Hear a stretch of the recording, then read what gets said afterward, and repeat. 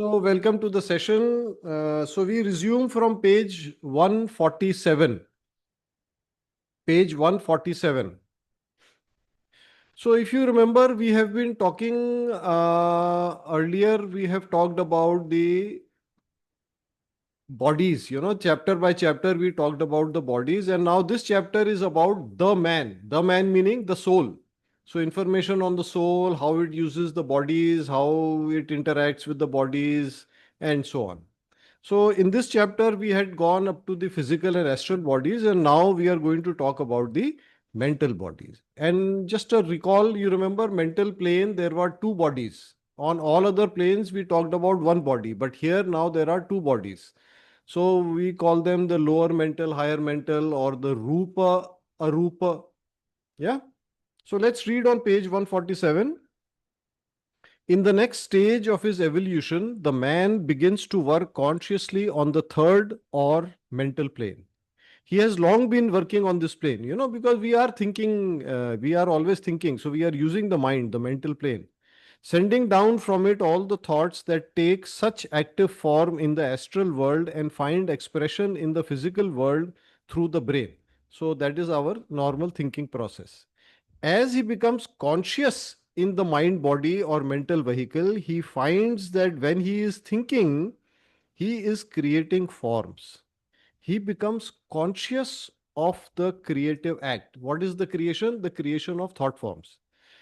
Although he has long been exercising this power unconsciously. Okay. And further, also, I will just read from the next paragraph. A master says that everyone makes thought forms, but drawing the distinction between the ordinary man and the adept. Now, here, adept is not used as a great holy master, but as somebody who's on the spiritual path, somewhat evolved. Says that the former produces them unconsciously, while the latter produces them consciously. All right. So further on the next page, they talk about thought forms and how they can be very powerful, tools or instruments. And I would suggest you recall the psychotherapy class. And if you have done the Kriya Shakti class, you would recall Genie. Yeah, if you have done the Kriya Shakti class, that is what is referred to on page 148 in the first paragraph. Yeah. And there's one excellent book I would recommend. It's a very thin book, easy to read. It's called The Power and Use of Thought, and it is jointly written by Annie Besant and Leadbeater. So it's a nice book to read, very thin, very small, very easy to read. And I think I have done a book study of that also. So if you are interested, just message and I will share the those sessions with you. Okay, let's read the last paragraph on page 148. As the mind body develops and the man lives and works in it consciously, he is conscious of the wider and fuller life he lives on the mental plane.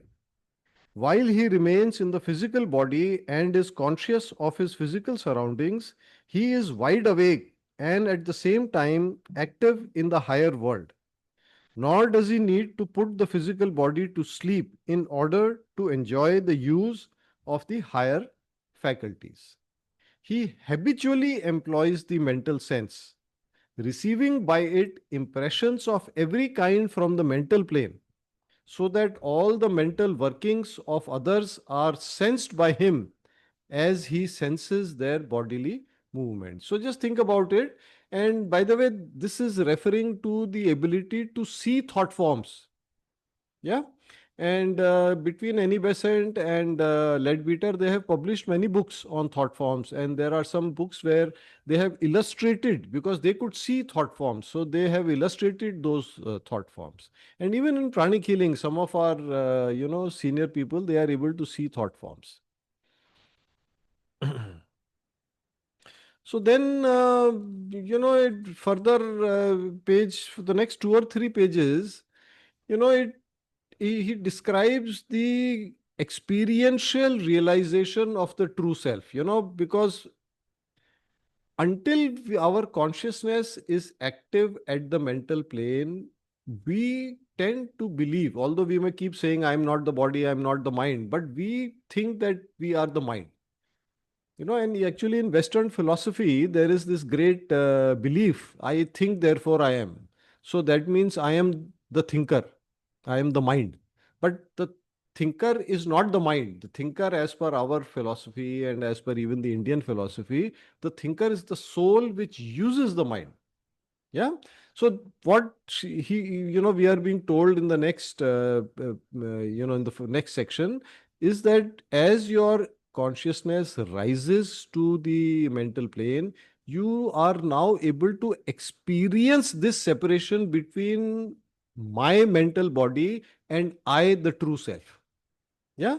And then she also talks about the links between the various bodies, because those are necessary for consciousness to move from one body to another.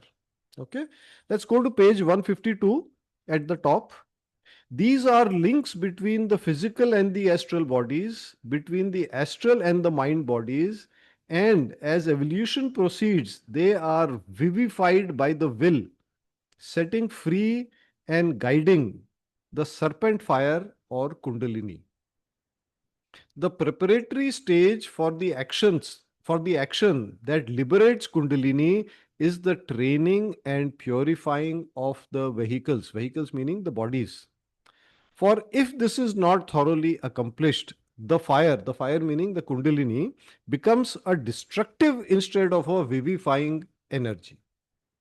Hence, the stress on purification as a necessary preliminary to all true yoga. And now, here we can also see the importance of Arhatic Yoga with its emphasis, on purification. And we can understand the greatness of Master Choa, that he has put purification as a necessary first stage before we start practicing higher meditations and so on. Even in the basic Pranic Healing book, Ancient Science and Art, if you read, where he talks about the meditation on twin hearts, he talks about you need to purify. Character development has to be done if you are going to do the meditation on twin hearts regularly. Yeah. Okay, next couple of pages, she's mentioning or she's discussing that now, as this happens, that your consciousness is now active on the mental plane, greater service becomes possible and also becomes necessary. Okay. Now on page 155, let's talk about the next few pages, page 155 to 158. So first we are explained how memory crosses from awake to sleep to awake, and how we are able to maintain continuity of memory. We don't forget. So you see, what happens is when we are awake, we are having some thought processes. When we go to sleep, we forget those and some new thought processes come. And then when we wake up again, we have forgotten what what sleep was like, or where the mental activity was during sleep, and we start another set of mental processes. But if you want to have a continuity, you started thinking about something, you are awake, and then you went to sleep, you are still thinking that, you wake up, you are still thinking that. That is discussed. Then, more important, how is memory continued or passed over from one life to another? You see, right now, all of us, or at least most of us, I think, we have suffered spiritual amnesia. None of us really remembers our previous lives. We may make guesses, we may do estimation, but we don't remember our previous lives.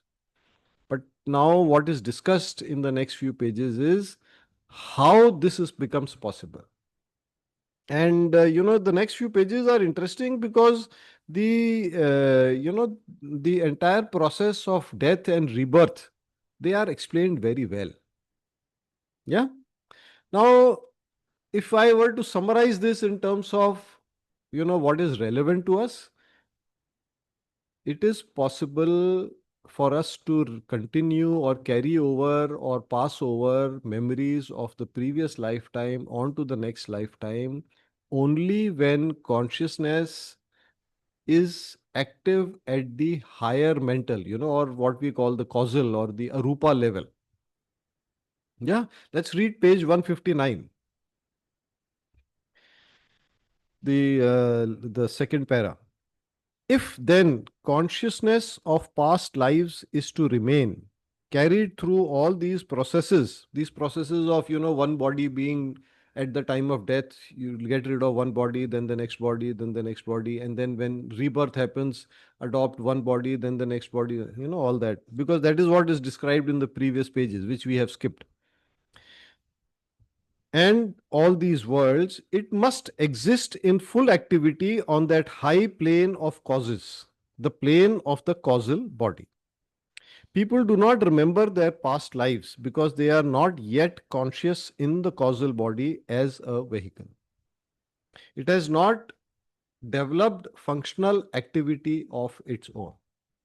It is not yet self conscious, though unconsciously active. It is, of course, active because we have that body and it is active.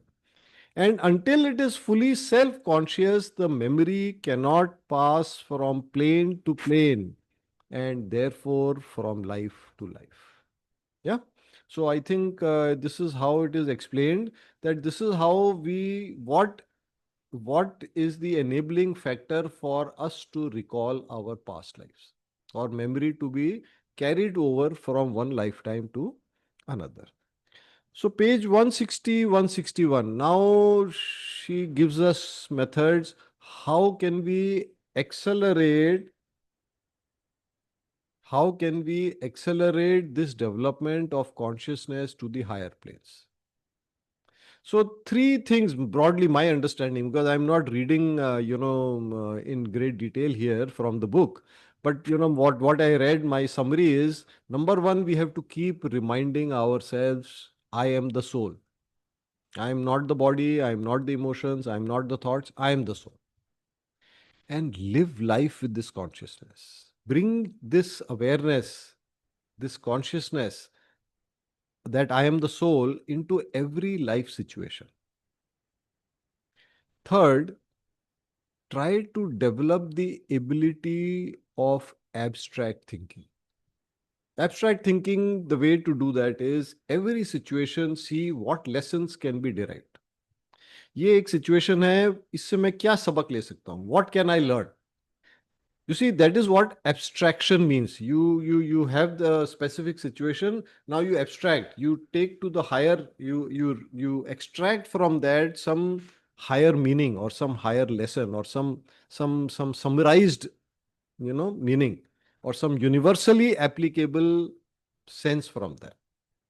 Now, also we are told it does not mean that you overlook your duties. You have to perform your duties and you have to perform them well.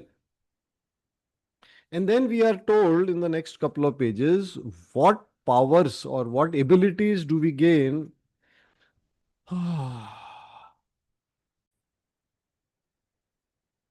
Okay, where were we? I'm sorry. This is maybe my invocation was not strong enough. So, what powers will we gain? So, that is covered in the page 161 to 163. Let's read a few sentences because they will give us a summary of what is talked about here. By the way, although I am reading a few lines, I have read the whole section and I suggest that you also read the whole section. We had decided in this book study we will not go line by line just to save time. So, page 161, a man is one and the same man is one and the same man on whatever plane he may be functioning. And his triumph is when he can function on all five in unbroken consciousness. Those whom we call the masters, the men made perfect, function in their waking consciousness not only on the three lower planes, but on the fourth plane, that plane of unity spoken of in the Mandukya Upanishad as the Turiya, and on the one above it, the plane of Nirvana. And then let's go on to page 162 in the middle paragraph, somewhere in the middle. Traveling in the astral body is so swift. I hope you can see that portion. traveling in the astral body is so swift that space and time may be said to be practically conquered. For although the man knows he is passing through space, it is passed through so rapidly that its power to divide friend from friend is lost. When he rises to the mental world, he finds that another power. He thinks of a place and he is there. He thinks of a friend and the friend is before him. Even on the third plane, consciousness transcends the barriers of matter, space, and time, and the man is present anywhere at will. All things that are seen at once, the moment attention is turned to them. All that is heard as a single impression. Space, matter, and time, as known in the lower worlds, have disappeared. Sequence no longer exists in the eternal now. Yeah. So she is describing what happens when you are able to transcend. The soul, are able to operate across the five bodies seamlessly without any breaks. This last part, the eternal now. You have the book, The Existence of God is Self-Evident. In one of the earlier sutras, Master talks about the principle of now. The principle of now. Anybody remember that? The principle of now. If you don't remember that, please go back to the book.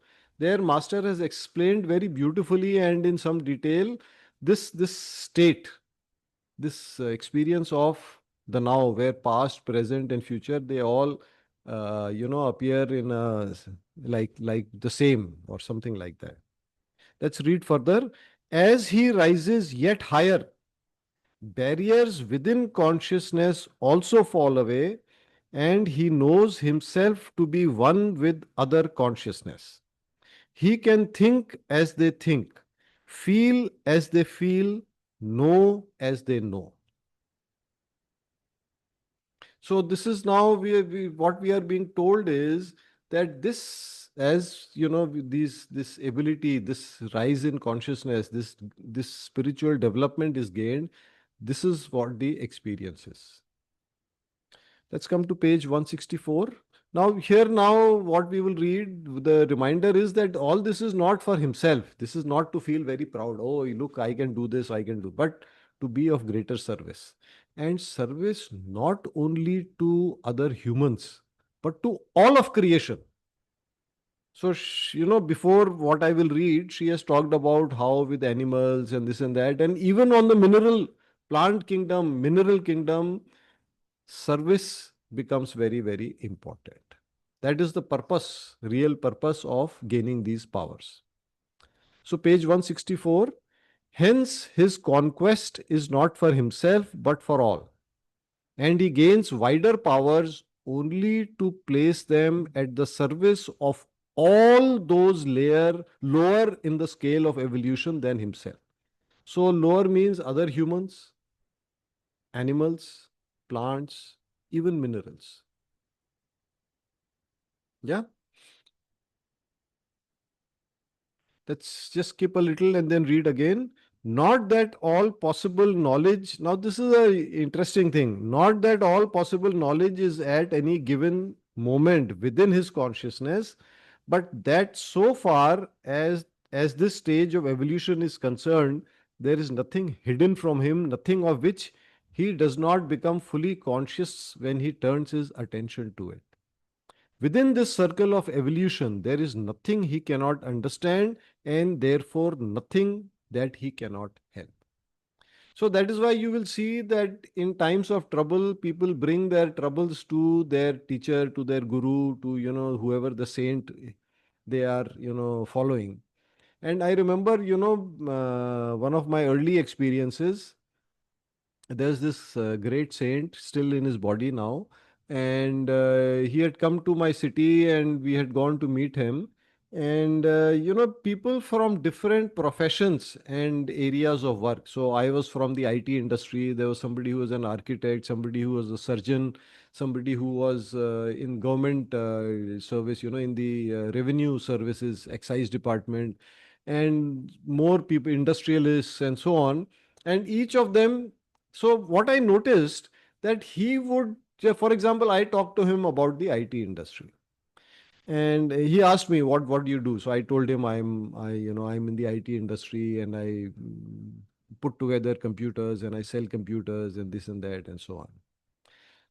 So he kept listening, and then after a couple of minutes he started giving me advice, and he gave me great advice. He said, you better start thinking about going on to software, because the future is software. Hardware, yes, but whatever you're doing, that's okay. But you should focus, you should think about expanding into, because for India, that will be a great field. Okay, very good.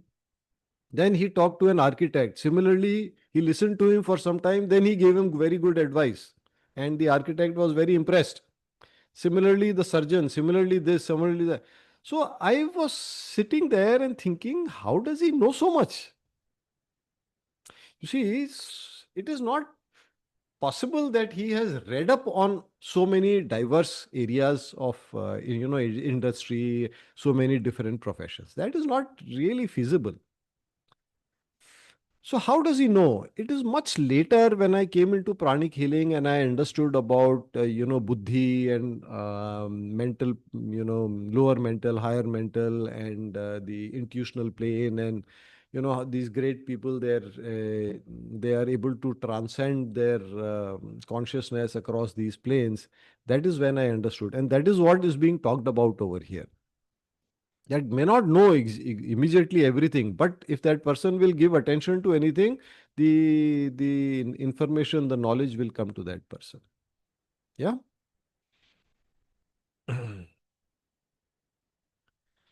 Okay, let's read the last paragraph on page 165. The consciousness of the master stretches itself out in any one direction in which he sends it, assimilates itself with any point to which he directs it, knows anything which he wills to know, and all this in order that he may help perfectly, that there may be nothing that he cannot feel, nothing that he cannot foster, nothing that he cannot strengthen, nothing that he cannot aid in its evolution. To him, the world is one vast evolving whole, and his place in it is that of a helper of its evolution. He is able to identify himself with any step, and at that step to give the aid that is needed. He helps all the kingdoms, mineral, plants, animals, and men, to evolve each in its own way. He helps them all as he would help himself. For the glory of his life is that all is himself, and in the helping of others, he realizes them to be himself. So this is what distinguishes us from the great masters. They have no sense of I, you. There's that great sense of oneness.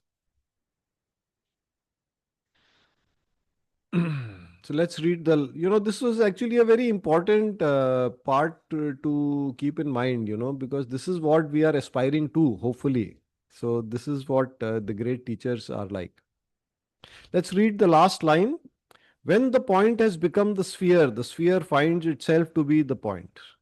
Each point contains everything and knows itself one with every other point. The other is found to be only the reflection of the outer is found to be only the reflection of the inner. The reality is the one life, and the difference and illusion that is overcome. So this is the Advait philosophy in a line. So we've come to the end of the book. Congratulations and thank you for being so patient.